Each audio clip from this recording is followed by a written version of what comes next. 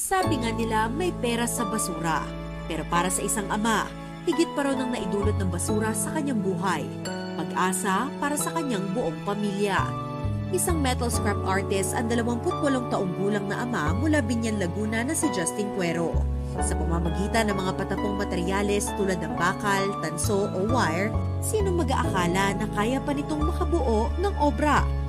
Kwento ng ama, dati siyang janitor bago nabigyan ng pagkakataong masubukan ang paggawa ng metal scrap art. Yung pinaka-artist po, yung bayo ko po, na isa po siyang exponent art. Siya po yung nag-hikayat sa akin na tulong ka sa akin. Habang natulong ako sa kanya, tututunan ko po yung mga iba't ibang paraan kung paano buo naman kung ano-anong klase mga artwork po. May 5 anak si Justin at 2 rito ay may malulubhang karamdaman. Ang kanyang panganay na 9 na taong gulang na si Tria ay may Dandy Walker syndrome. Dahil sa nasabing birth defect, hindi siya nakakalakad at nakakakita. Samantala, ang bunsong anak ni Justin na 9 na buwang gulang pa lamang na si Catalina ay may iba't ibang karamdaman tulad ng congenital heart disease, ventricular septal defect o butas sa puso, golden hair syndrome na nakakaapekto sa facial structure at organs, at imperforate anus with fistula o pagkakaroon ng maliit na butas sa puwet. Mula noon, ang talento ni Justin ang naging sandigan para masuportahan ang gamutan ng kanyang mga anak.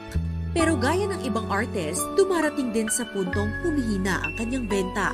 Siyempre, hindi naman po kasi madaling bumenta. Dito po kasi sa mundo ng art scene is parang one-time, big-time lang siya. Makabenta ka isa, malaking blessing na po.